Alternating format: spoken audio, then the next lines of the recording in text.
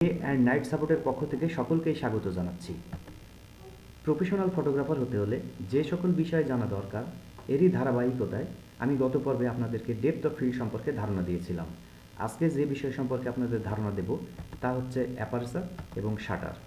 হ্যাঁ বন্ধুরা, একজন ভালো মানের প্রফেশনাল ফটোগ্রাফার হতে হলে অবশ্যই আপনাদের শাটার এবং অ্যাপারচার সম্পর্কে পরিপূর্ণ ধারণা রাখতে হবে। তো চলুন দেখা যাক শাটার এবং অ্যাপারচারটা কী।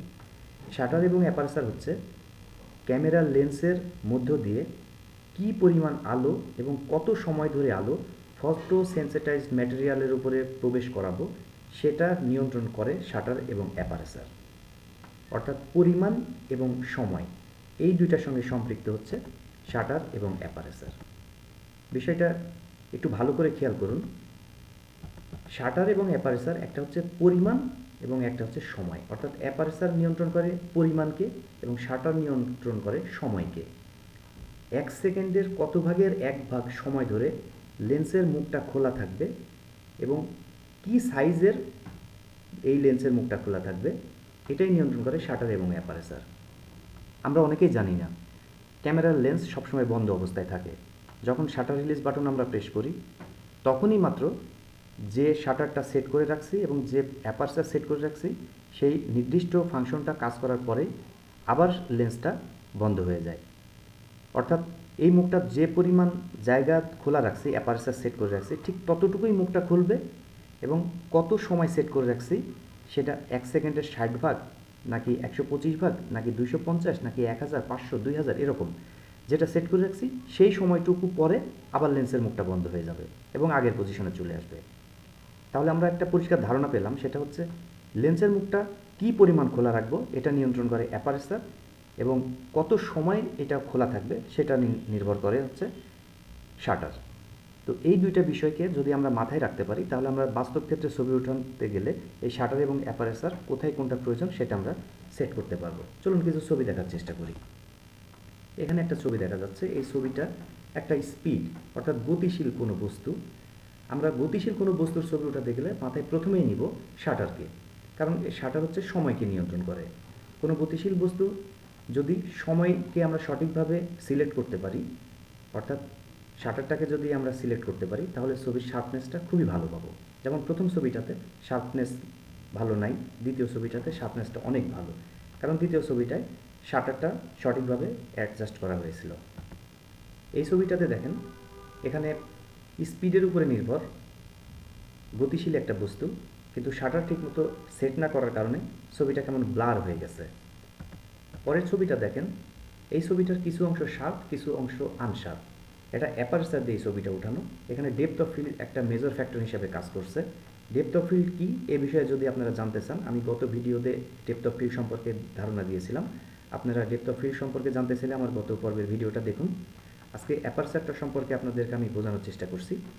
যখন কোনো শার্পনেসের একটা বিষয় হয়ে দাঁড়ায়, যখন লো লাইট অথবা হাইলাইটের বিষয় হয়ে দাঁড়ায়, তখন অ্যাপারচার একটা মেজর ফ্যাক্টর হিসেবে কাজ করে। আমরা যখন প্রত্যেকটা বিষয় সম্পর্কে বুঝে ফেলবো তখন আমরা ইমেজ দেখলেই বুঝতে পারবো যে আসলে ইমেজটা কিসের ভিত্তিতে উঠানো। এটা একটা অ্যাপারচার প্রায়োরিটি দিয়ে এই ছবিটা উঠানো। এখানে শার্পনেস দেখলেই বোঝা যাচ্ছে।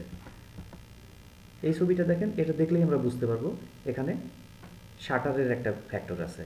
যদিও সঠিক মাত্রায় শাটারটা সেট না করে এই ছবিটা নেওয়া, বাট এটা একটা শাটার প্রায়োরিটি দিয়ে এই ছবিটা নেওয়া, কারণ এখানে একটা গতি অর্থাৎ স্পিডের একটা বিষয়।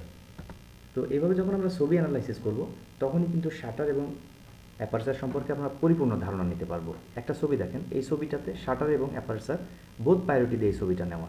এখানে বাইরে থেকে আলাদা কোনো ইফেক্ট দেওয়া হয়নি, একটা ন্যাচারাল ইফেক্ট তৈরি করা হয়েছিল যেটাতে পানির একটা গতি, স্পিড, পানির ফোয়ারা এবং শার্পনেস সামনে পিছনে সব দিকে মিলানোর ফলে একটা দারুণ একটা নৈন্দনিক একটা দৃশ্যের সৃষ্টি হয়েছে। পরের একটা ছবি দেখেন, এই ছবিটাতেও শাটার এবং অ্যাপারচার প্রায়োরিটি দিয়ে নেওয়া, কারণ এখানেও একটা স্পিড অর্থাৎ সময়ের একটা বিষয় আছে। পানিগুলো ঝরে পড়ছে, এখানে একটা সময়ের ফ্যাক্টর এবং সামনে পিছনে একটা শার্পনেসের বিষয়, যেখানে অ্যাপারচার ভিত্তিতে এই ছবিটা নেওয়া। তো আসলে শাটার এবং অ্যাপারচার এই দুইটা বিষয়কে যখন পরিপূর্ণভাবে বুঝতে পারবো, যেমন ডাইরেক্ট সানের নিচে ছবি উঠাতে গেলে দেখা গেছে যে অনেক পরিমাণ বেশি আলো, একটা স্টিল ফিক্সড অবজেক্টের একটা ছবি উঠাচ্ছি, এখানে শাটারের কোনো প্রয়োজন নেই, আমাদের মাথায় চিন্তা করার প্রয়োজন নেই, কিন্তু অনেক বেশি পরিমাণ আলো হওয়ার কারণে দেখা যাচ্ছে অ্যাপারেচারের মুখটা অনেক ছোট করছি, তারপরেও আলোর পরিমাণ বেশি।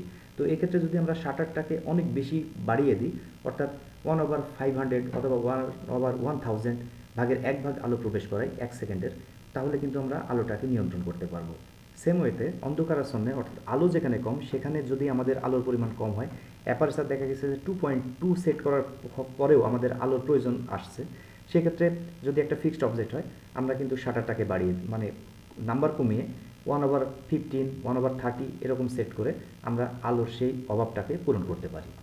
তো চলুন অ্যাপারেচার এবং শাটারটা কি আরেকটু বোঝার চেষ্টা করি।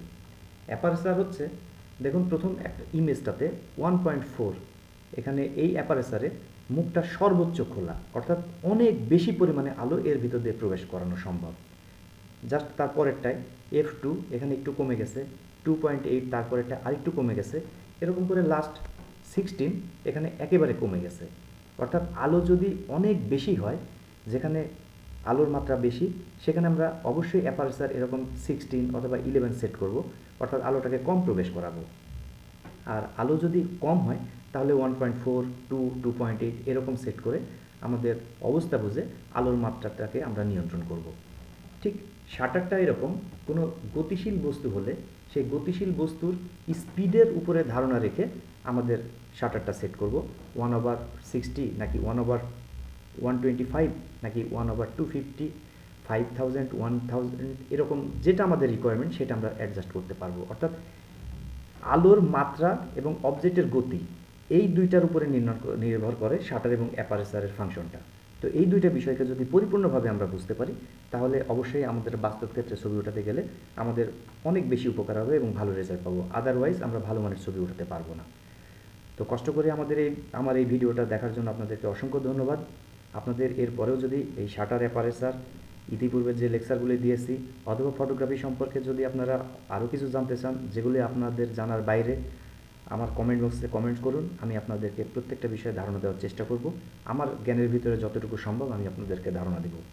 আমার এই ভিডিওটা দেখার জন্য অসংখ্য ধন্যবাদ।